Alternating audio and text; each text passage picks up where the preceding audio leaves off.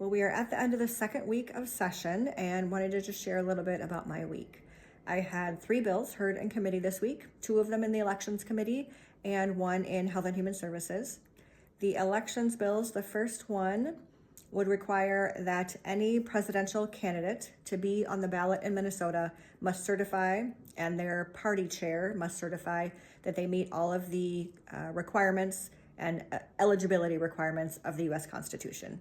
This is important as we have a current president who has been suggesting that he may try to run for a 3rd term. That is, of course, not allowed by the Constitution.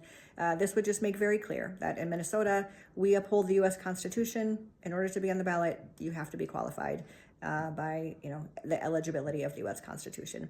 Notably, none of my GOP colleagues voted for that bill. It did pass, however, out of committee, and we'll move forward. The other elections bill was around transparency. All legislative members and candidates, every year, we have to file a statement of economic interest, which just gives some very basic information about how we earn our money, where we earn our money from our employers. Not detailed information, but some basic information for transparency, just to show the public to be able to know where there would be potential conflicts of interests as we are making financial decisions for the state. And so the bill I brought forward this week would require that same process for local elected officials, which I believe is very reasonable. People who are serving in city councils and county commissioners across the state are also making big financial decisions for their communities, and so it is a reasonable thing to have a level of transparency around that. And I would say that is already the case around the metro area. That's for the 7-county metro. There are some policies in place, and some other cities around the state do that as well by local ordinance, but this would make it just uniformly across the state. The third bill I had was for the Board of Dentistry, a very just technical kind of updates, conformities, very kind of small tweaks and things for the Board of Dentistry, and that passed as well. The other thing I would name that happened this week was around gun violence. The families and kids of Annunciation School and Church, who I will say have been doing amazing advocacy through their grief and trauma over these last 6 months. We're here this week. There was an installation on the front lawn of desks, empty desks, to represent all of the children who have been killed by gun violence in the last 5 years.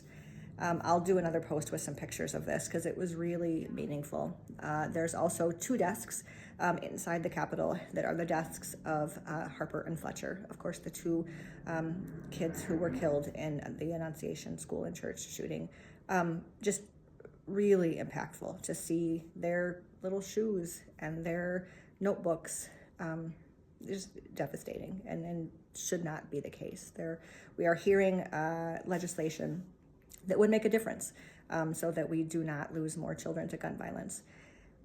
We also had an opportunity, the families had singing in the rotunda on both Tuesday morning and Thursday morning. I was able to join on Thursday. It was incredibly impactful. First of all, singing in the rotunda is beautiful, but to see children who again are working through their grief and trauma and have been so brave, it was really, really moving and impactful to be singing in that space, and for them to be asking us as legislators and members to be brave was really, it really struck me. They are being so brave. It is now up to us to pass legislation that would keep kids safe. It's absolutely what we should be doing. So that was the highlights of the week. I will be back next week with more info on kind of what's happening, but reach out if you have questions.